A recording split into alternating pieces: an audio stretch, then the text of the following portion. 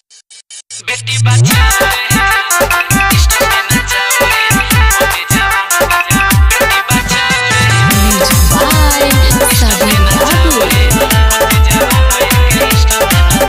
आई उल्टा जमाना उल्टे है बालोग सोशल मीडिया के सबके है धइले है बारोग। आई उल्टा जमाना उल्टे है बालोग सोशल मीडिया के सबके है धइले है बारोग। ढोरी चोली देखा के तोपे वाला चीजवा देखा के लाखों में डॉलर कमाओ रे। बेटी बचाओ रे बेटी पढ़ाओ रे होते जवान एक इंस्टा पे नचाओ रे। बेटी बचाओ रे बेटी पढ़ाओ रे होते जवान एक इंस्टा पे नचाओ रे। बेटी बचाओ रे इंस्टा पे नचाओ रे होते जवान। मिक्स बाय सहनी दिली। धोके पी गइल बारी सलैकी घर बाके इज्जत रे। बाप दादा के भइलू न करे रहे मोबाइल इज्जत रे। आए हाय हाय छोटे छोटे कपड़ा में फोटो करे पोस्टरे यही से लहिका सकरता रोस्टरे।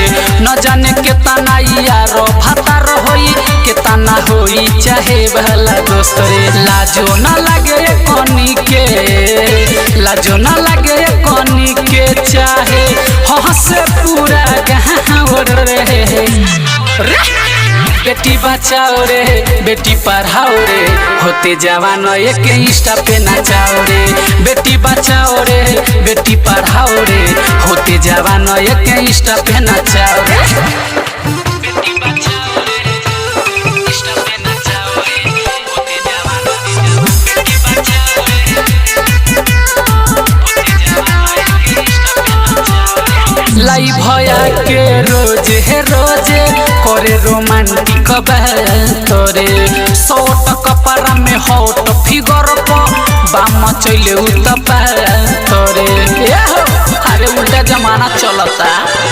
लाई भया के रोजे रोजे करे रोमांटिक तोरे शॉर्ट कपड़ा में हॉट फिगर बाम चले उतपा तोरे।